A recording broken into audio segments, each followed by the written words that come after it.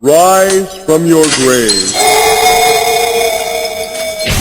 Nunez is fucking bad enough as it is. I don't think I've ever seen anybody make Misha quit like that. When she fucking put her hands on Misha, that first shot was like, oh shit, she broke her. Done.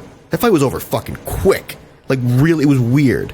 It was like Misha came in just a little girl in there, and she got hit by this other fucking bruiser. And now Ronda has to face that? I don't know.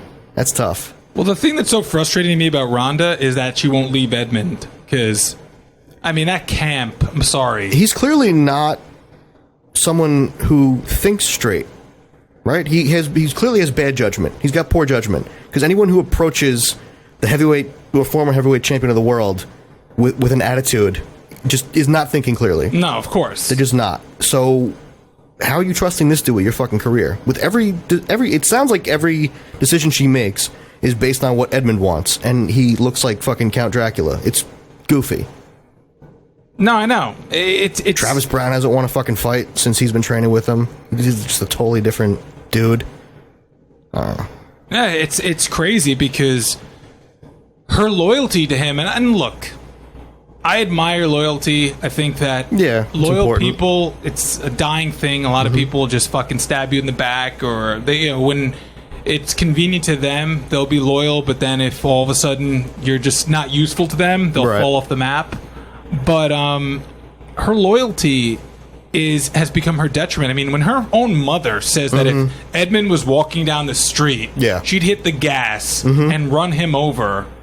A mother that she has a fucking ton of admiration for, a ton of respect for, a woman who, after her husband committed suicide, kept her shit together and, raised her daughters and did it in the right way where they're all successful.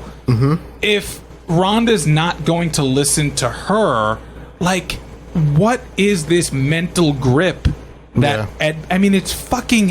it's like some crazy Charles Manson-esque mind control, like Jim Jones drinks some fucking Kool-Aid and drop dead. I mean, it's insane.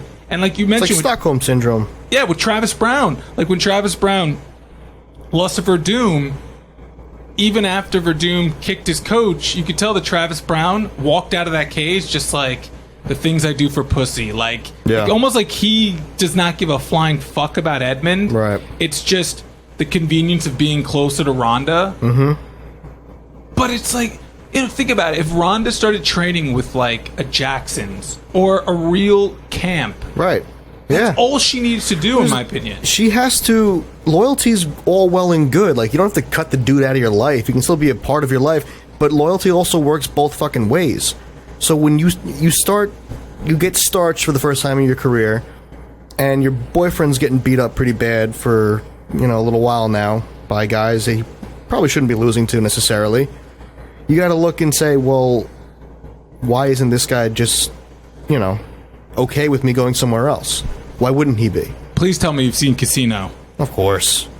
Right now, Travis Brown is like Sam Rothstein. Yeah. Yeah, and Ronda's like Ginger. Can I trust you? Yeah. And Edmond's like, what was it, Stan, the guy that James Woods plays? Yeah. Where she's like, it's a guy a little down on his luck. Like, that's kind of, I feel like, with Edmond, like... There you go, take my money too. Yeah, like this little scumbag who Ronda feels sorry for. And I think he probably plays to that.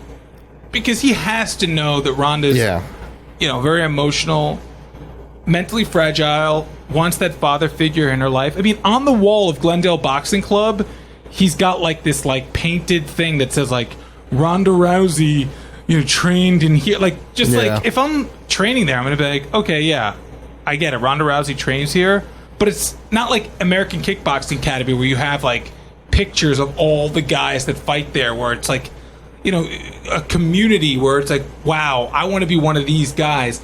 It's just this fucking painting that it looks like it would be at like some cheap ass Olive Garden ripoff on the wall, pastel bullshit, and it's almost like he's got this obsession. Like it's like that movie The Other Guy.